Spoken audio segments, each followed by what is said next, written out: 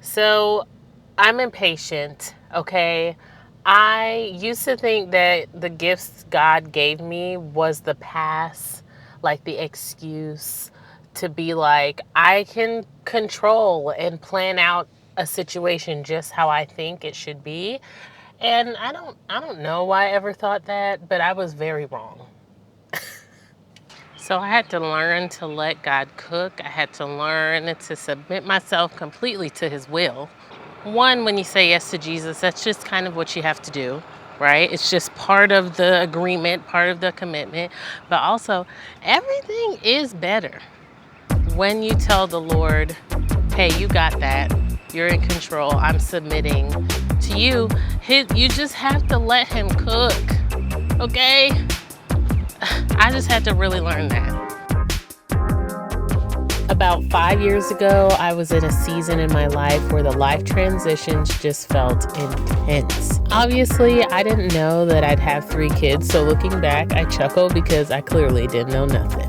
Things just weren't going how I imagined them going. I was finding myself in hard conversations and wanting to just ghost hard things. And there were a few people close to me that I felt were walking a weird line spiritually, and I just didn't know what to do about that. So I prayed a lot. I prayed for dangerous things that couldn't change without God's power and my 100% submission to Him. Most times I felt lost. I didn't know if I was praying for the right things because things felt worse. And God felt still, like too still.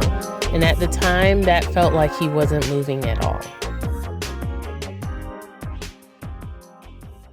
I think one of the things I've learned over the last 5 years is that God's stillness doesn't mean He's not involved.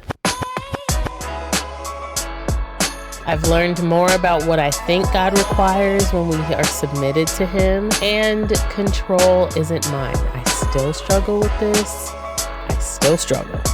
I'm not good enough to see the future. I've gotten better at focusing on the right now, what's right in front of me, and giving the future to God. And most recently, I found myself diving into deeper waters with God, so much so that even when things like real tangible things start to break down, I'm still trying to turn my eyes from the pain of that problem and setting my eyes on God. I'm trying my best to keep my mind on Him, to move in a way that shows that my submission to God's will is real and alive in each moment of my life.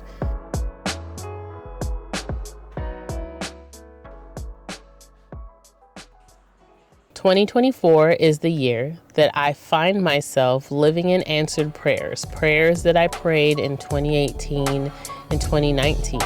And I would love to tell you that in the last 5 years I was patient and I waited expectantly for God's plan to play out, but I'd be big lying to you.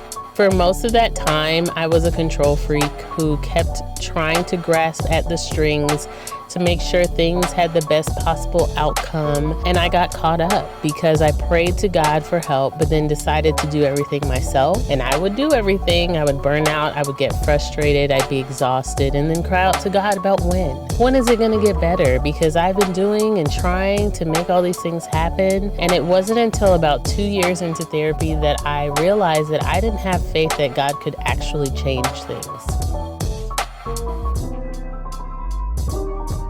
And here's the thing, I keep prayer journals with lists of prayers for my family, my friends, people I meet briefly even. And I know that sounds good and holy, but even with the prayer lists going, I didn't 100% believe that God could change the hardest things on those lists for the better. But here's the gag. Even in my unbelief, even in my impatience, my pride, and my ignorance, God still answered. Right now in 2024, I am living in answered prayers. Some of those prayers written down in unbelief. God answered them, and not always with a yes or the way that I expected. But when I look back at those lists, all I can see is what He did when I thought He was too still. He was moving even when I thought He wasn't.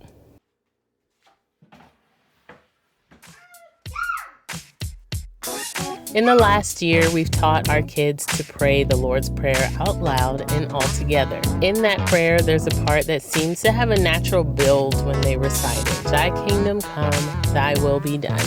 Maybe it's the excitement of reciting something all together, but I think that even they know deep down that there's a certain weight that hangs on that line, a hope and a joy in that line, that there's a reason Jesus taught us to start our talks with God that way, knowing that God's way is better and his plan and his desire for us is for good.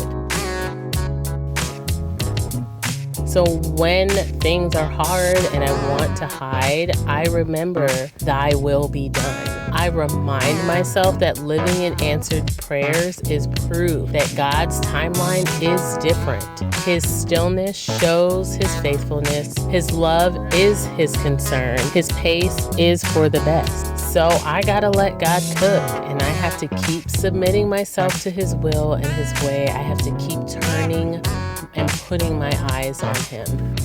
Okay, so I'm gone. Thanks for hanging out with me. If you're still here watching this video, I think you might like the next one. Otherwise, I hope you have a great day. I hope you find Jesus, and I hope you decide to follow him.